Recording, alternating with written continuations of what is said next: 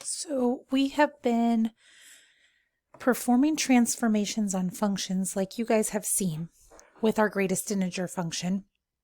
We just haven't been as official about the names as them. So you have been transforming it. You've been taking the parent function, then you've been thinking about how that function might look different if you reflected it and what each of the numbers in that equation did to the graph. Now we just want to kind of formalize the names of those and how we're going to use that language officially when we talk about those different transformations. So we've been using the word reflection, so that shouldn't be any different than what you've heard before. Now, all of our things can happen vertically or horizontally. So for a reflection to happen vertically, we would want something to change maybe from point A to point A prime, like you might have seen in geometry. That would be a vertical reflection going from up to down.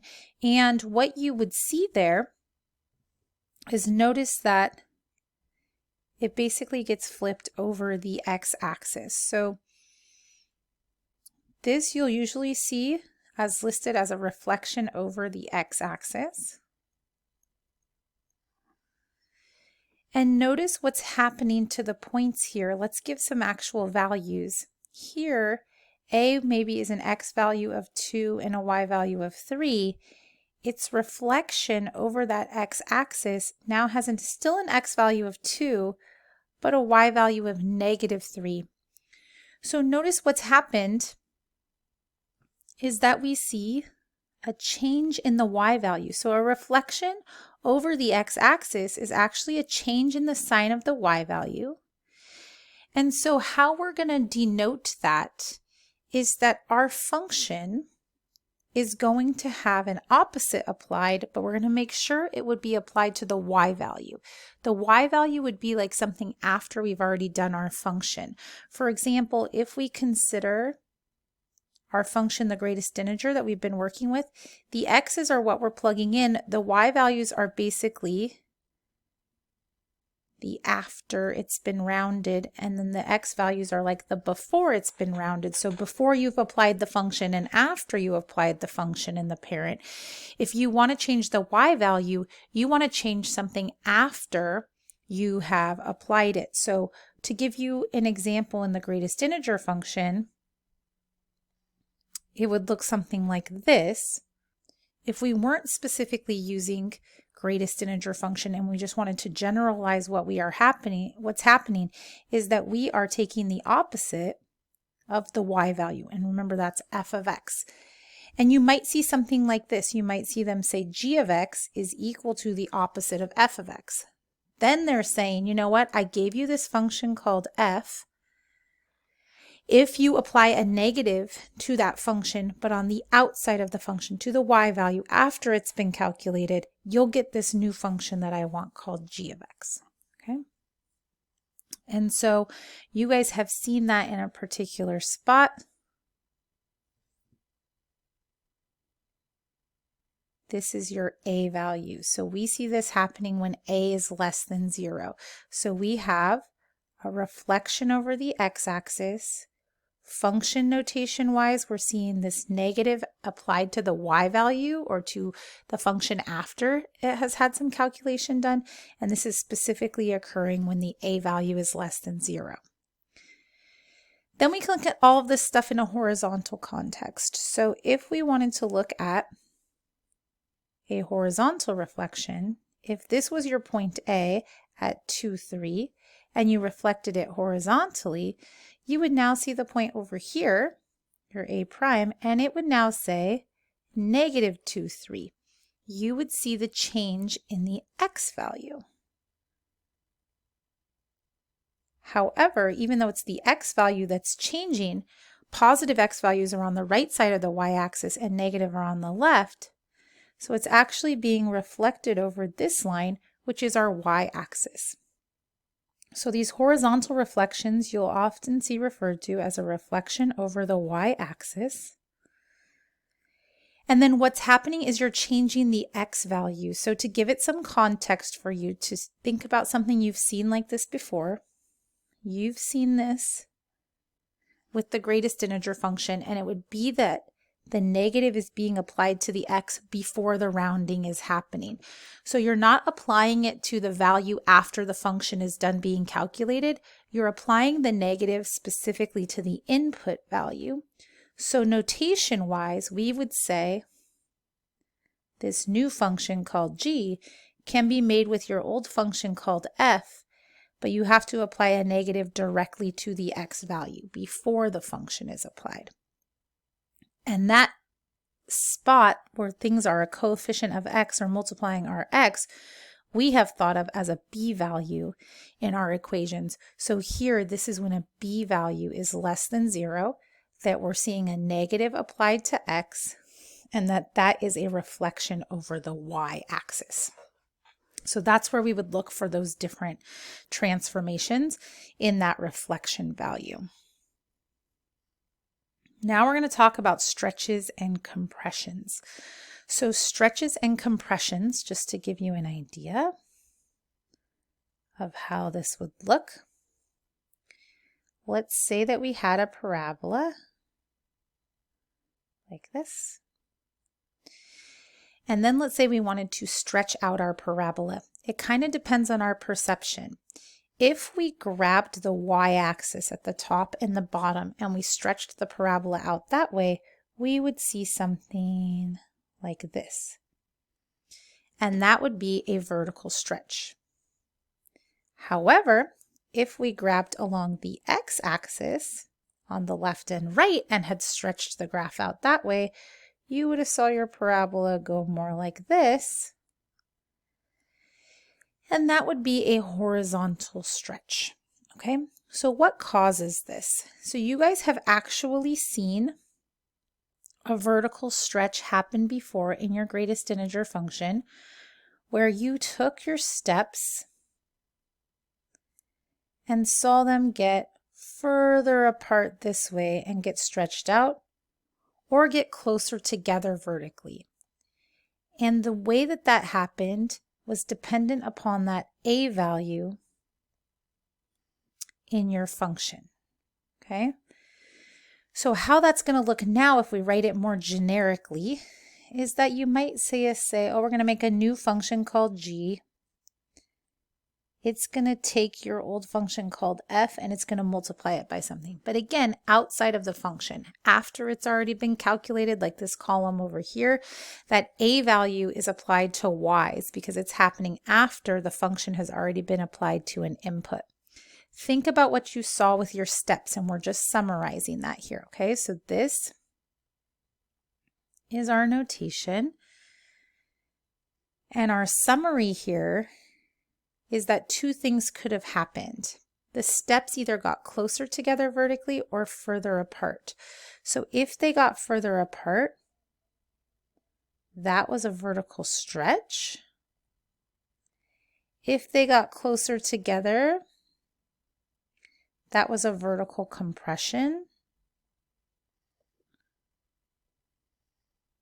And then you saw that the numbers matched. Like if the a value was 3, our steps were 3 units apart.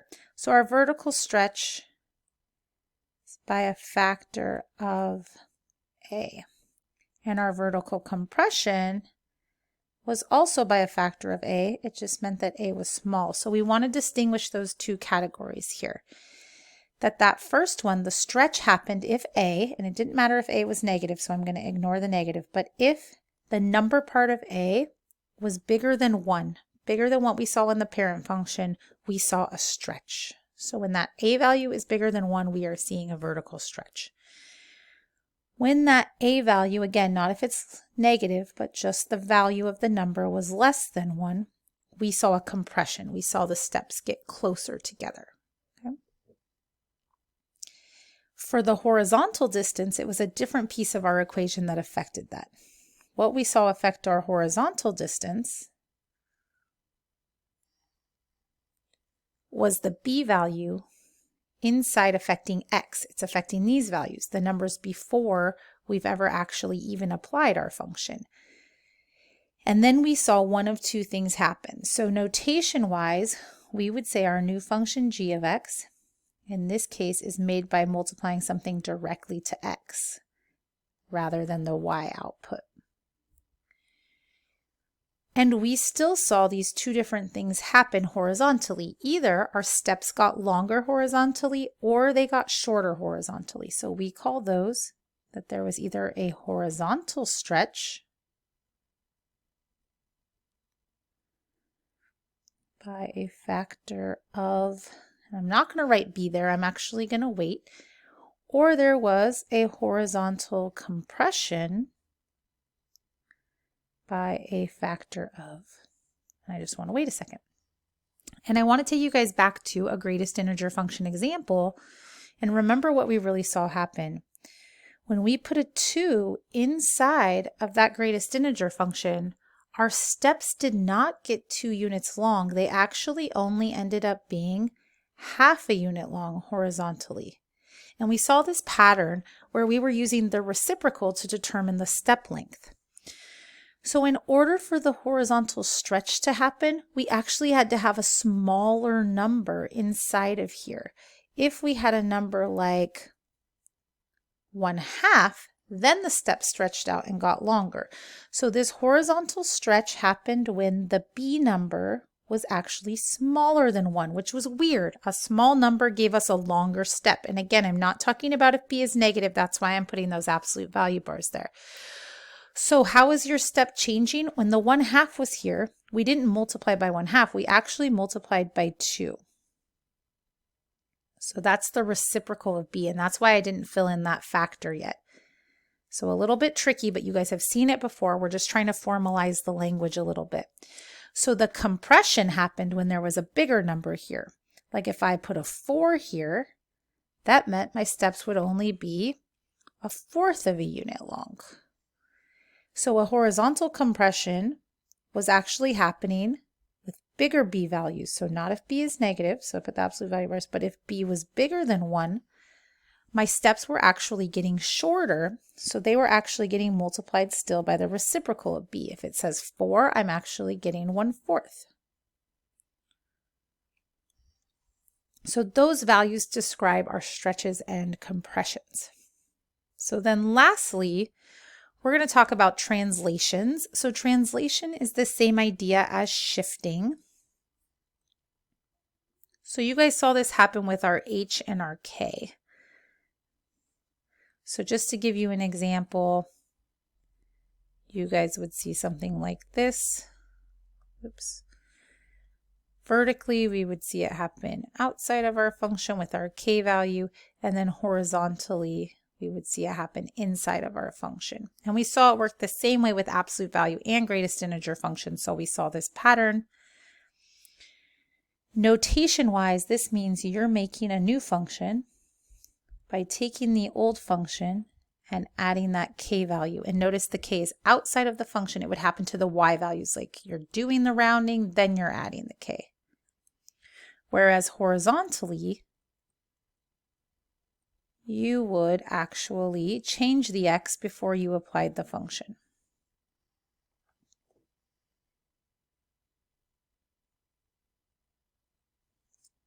And so here we see that if k is positive,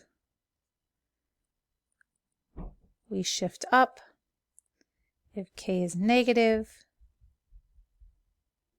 we shift down. And the same idea here, if h is positive, we shift to the right.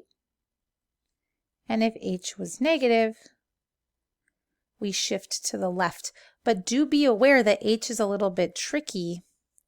For example, if somebody gave me a greatest integer function which had x minus 2 in it, I need to look at that really carefully. According to the format of our equation, the minus is part of our formula that we've explored in that format. So really here, h is a positive 2, and that's a shift 2 to the right.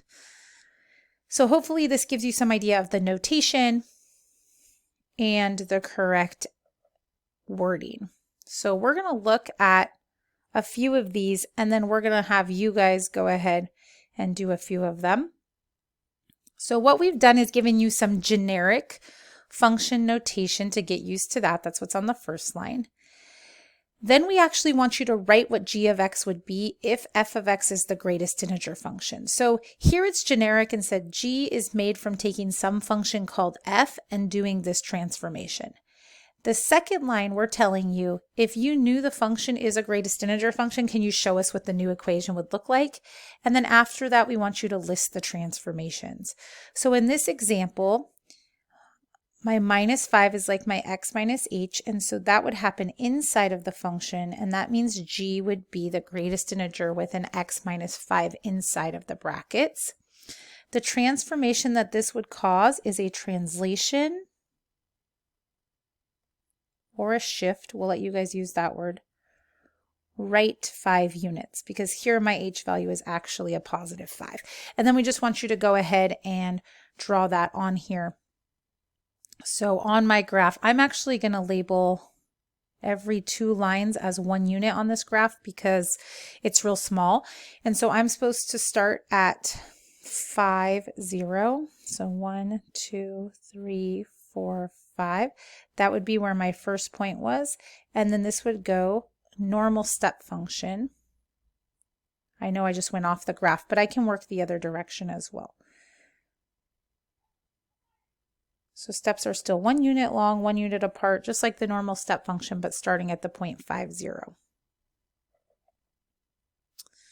If you compare that to something like the third problem in the first row, when I look at this expression f of x plus 2, this plus 2 is happening outside of the function. So if I knew the function is the greatest integer function, I do that first and then I add 2. And this would be a translation or a shift up 2. So then we would take our greatest integer function, and again, sorry, I'm using every 2 spaces on the graph as 1. So I'm labeling that as so, just because it's a little small for my liking. So to shift up 2 means I would start my first step here and it would still be 1 unit long, 1 unit apart to the next step because there are no other transformations, just that shift.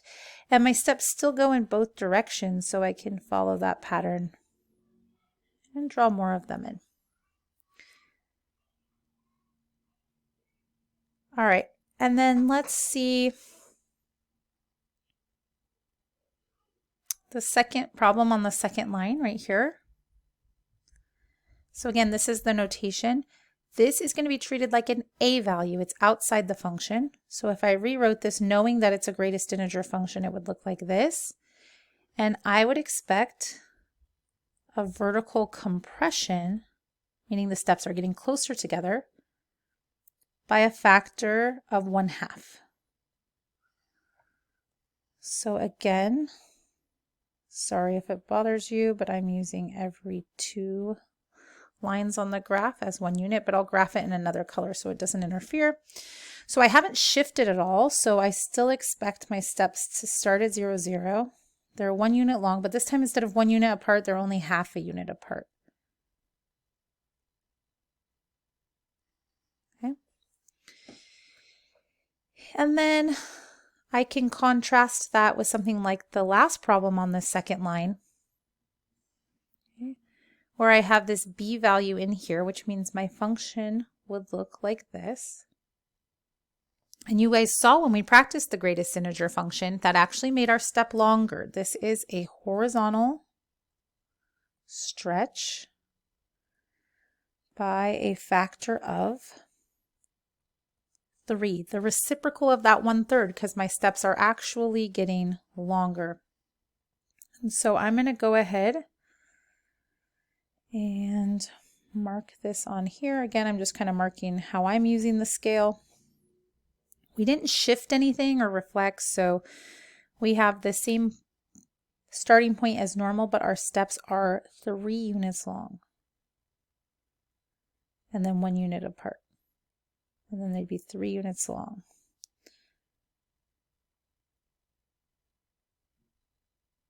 So they would look something like this. And then lastly, I'm going to go down here and look at the last equation in the last line. So right here.